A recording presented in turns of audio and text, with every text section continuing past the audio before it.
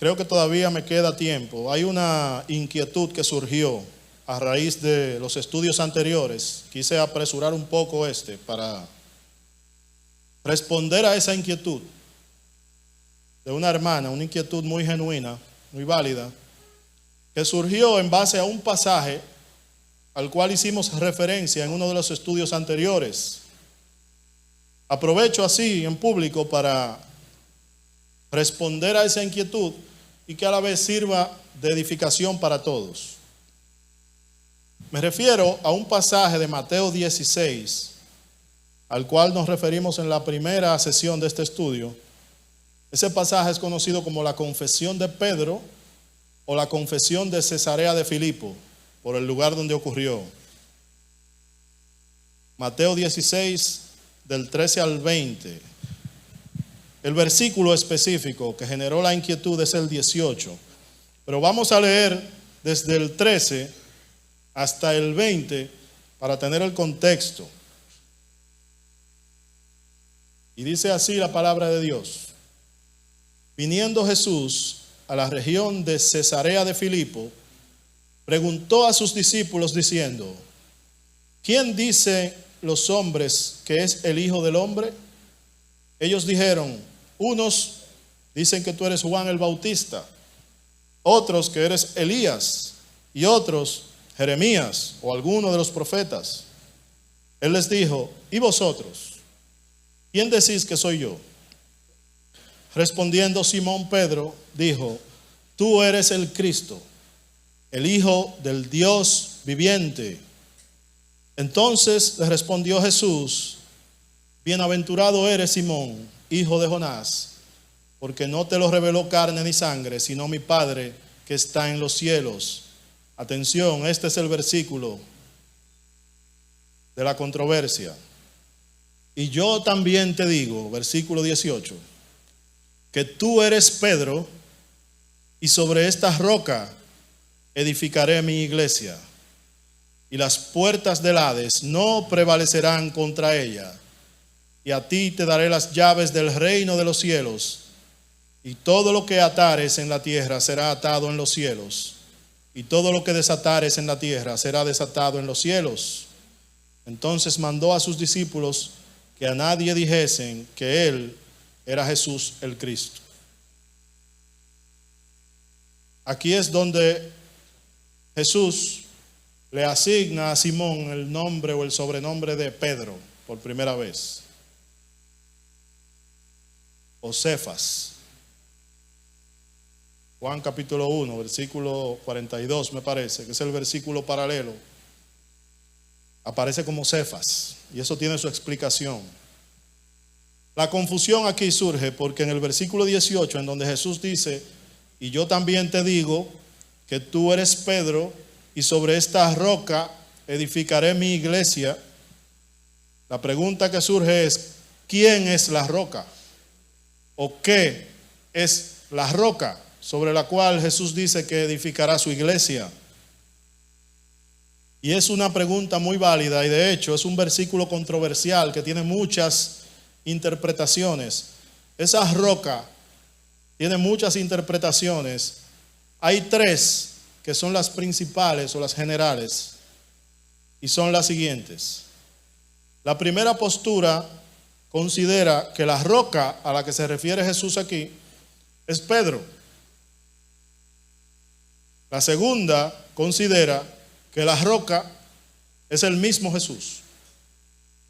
La tercera postura sostiene que la roca a la que se refiere Jesús en esa oración es la declaración que acaba de hacer Pedro. Es decir, que Jesús es el Cristo, el Hijo del Dios viviente. ¿Cuáles son los argumentos de cada una? Brevemente. La primera, la que dice que la roca es Pedro, sostiene que Cristo está hablando directamente con Pedro. Es una conversación con Pedro, y el flujo natural de la conversación nos lleva a pensar que como Jesús acaba de ponerle su nombre, Pedro, y en la misma oración menciona la roca, incluso con la misma palabra en arameo. Lo vamos a explicar ahora. La segunda postura, que considera que la roca es Jesús, usa como argumento la misma escritura. En repetidas ocasiones la Biblia llama a Jesús la roca o la piedra angular, la piedra que desecharon los edificadores y que ha venido a ser la piedra angular o la piedra del ángulo. Por lo cual sería natural entender que Jesús aquí se está refiriendo a sí mismo cuando dice: sobre esta roca edificaré mi iglesia.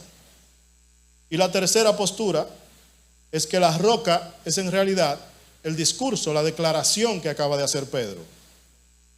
Y el argumento es que la idea central del pasaje es la declaración de Pedro, que ese es el énfasis que el autor quiere hacer.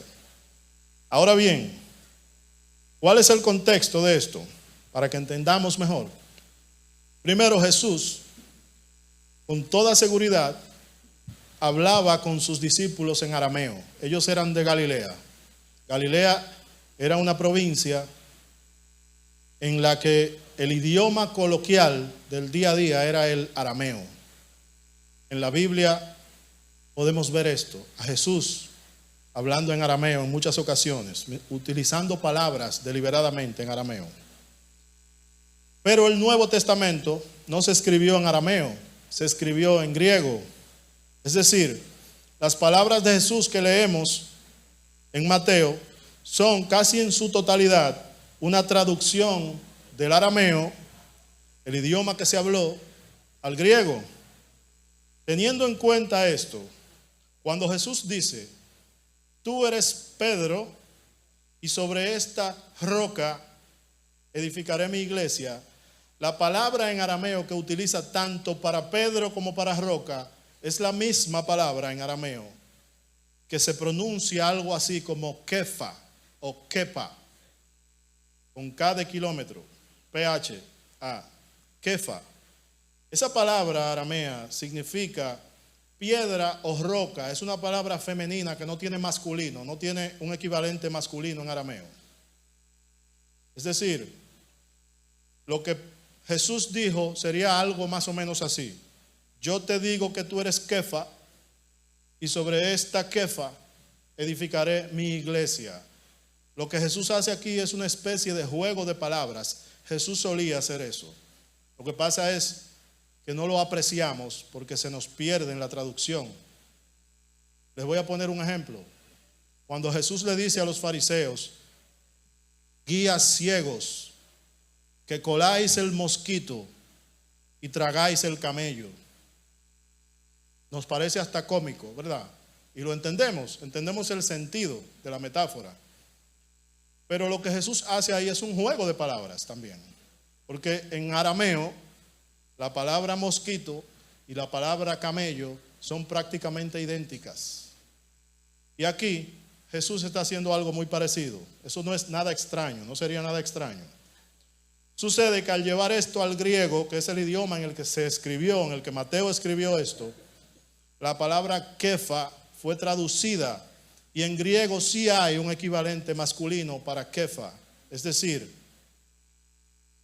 tú eres Petros, y sobre esta Petra edificaré mi iglesia. Ese es el equivalente en griego, el idioma en el que se escribió.